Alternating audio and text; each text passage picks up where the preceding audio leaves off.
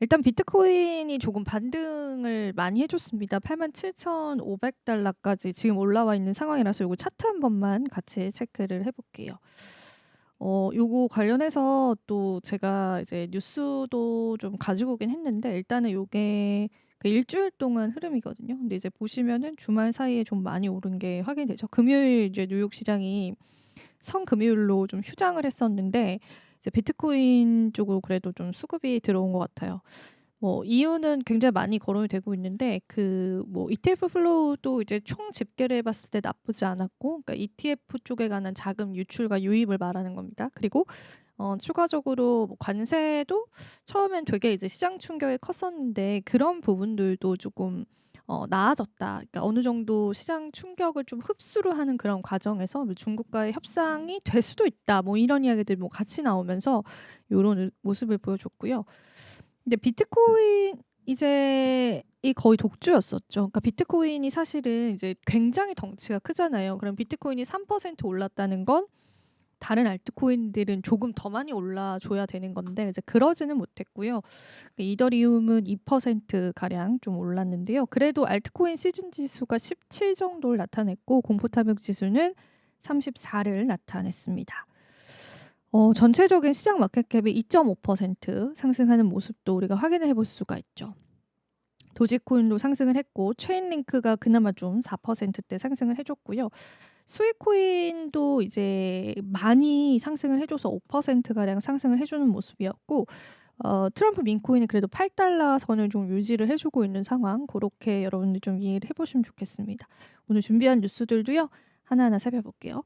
일단 지금 비트코인 반등은 개인 투자자를 속이기 위한 덫일 수도 있다. 뭐 이런 얘기가 좀 나오더라고요. 그래서 요거를 뭐 덫이다라는 거는 좀 유인을 하기 위한 거다 이렇게 이야기를 하는데 뭐 어떤 내용인지 조금 볼게요. 87,000달러 선으로 복귀를 했지만 뉴스비티씨에 따르면 이제 젠록스라고 하는 가상자산 분석가가 있는데 이 비트코인이 일본 기준에서 20일과 50일 그리고 100일, 200일 이동 평균선보다 훨씬 낮은 수준에서 거래가 되고 있다라는 거예요.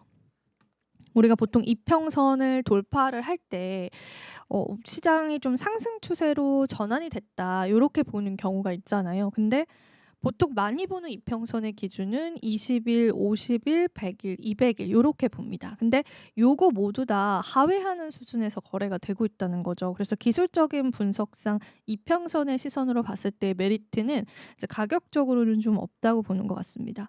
그리고 깔끔한 형태 하락 쐐기형 구조 안에서 움직이고 있다라는 점이 눈에 띈다라고 하면서 이게 추세 반전이 아니라 명확한 하락 추세라고 설명을 했습니다. 현재 비트코인 가격 자체가 이제 그 기관이나 은행을 포함해서 대형 투자자들이 이용하기도 굉장히 좋다고 해요. 이거는 약간 그런 것 같아요. 그때 크립토컨트 주경 대표가 그랬는데 그 수급 공백이 있다고 했잖아요. 그러니까 지금의 상승은 뭐 시장의 유동성이 풍부해서 이제 상승이 나오는 게 아니라 약간 빈 수급 같은 그런 모습이다라고 이야기를 했잖아요.